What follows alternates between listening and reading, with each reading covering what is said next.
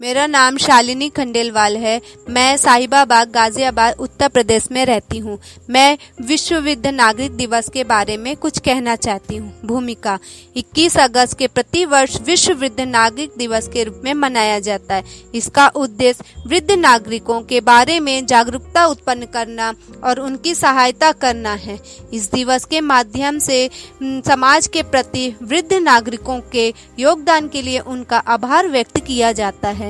सभी व्यक्तियों को यह बात अच्छे से मान लेनी चाहिए कि वृद्धावस्था एक न एक दिन सबके जीवन में आती है।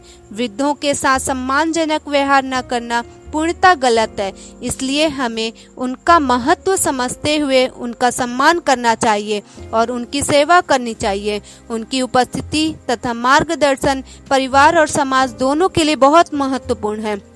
यदि आज हम उनका सम्मान करेंगे तभी हम अपनी आने वाली पीढ़ी से सम्मान पाने के अधिकारी होंगे। बड़े बुजुर्गों से परिवार में अनुशासन बना रहता है जो परिवार के सभी सदस्यों के हित में होता है। अगर हमारे साथ कुछ ऐसी परिस्थिति आ जाती है जिसको हम समझ नहीं पाते, बड़े बुजुर्गों का अनुभव बहुत काम आता है।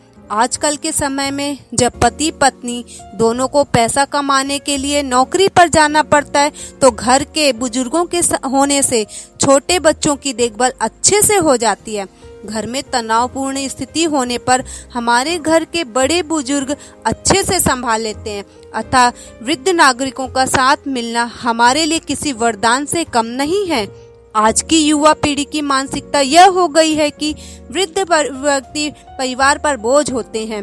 इसलिए आजकल तो बच्चे अपने वृद्ध माता पिता को घर से निकालकर उन्हें अकेला जीने के लिए छोड़ देते हैं। यही कारण है कि आज हमारे देश में भी ओल्ड एज होम हो गए हैं।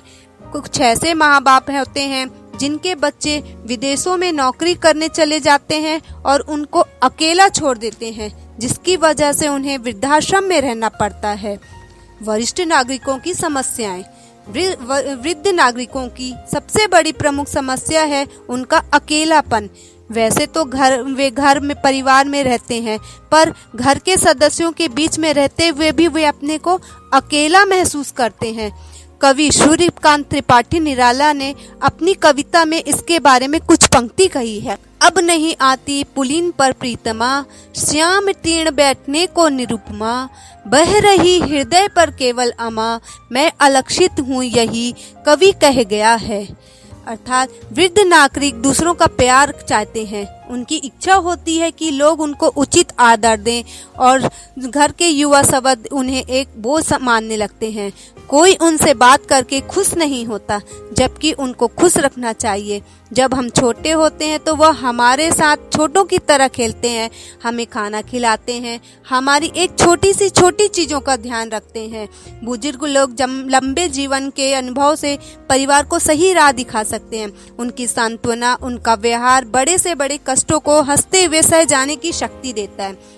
इस दौड़ भाग की जिंदगी में प्रत्येक बच्चों को अपने बूढ़े माता पिता को भोजन और दवाई देने के अलावा उनके साथ थोड़ा समय देना भी चाहिए।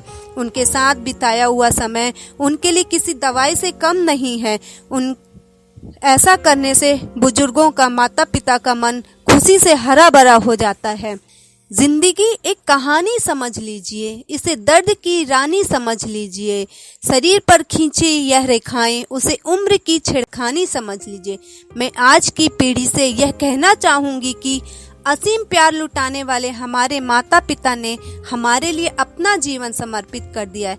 हमें उनकी इच्छाओं को पूरा करने का प्रयास करना चाहिए। धन्यवाद।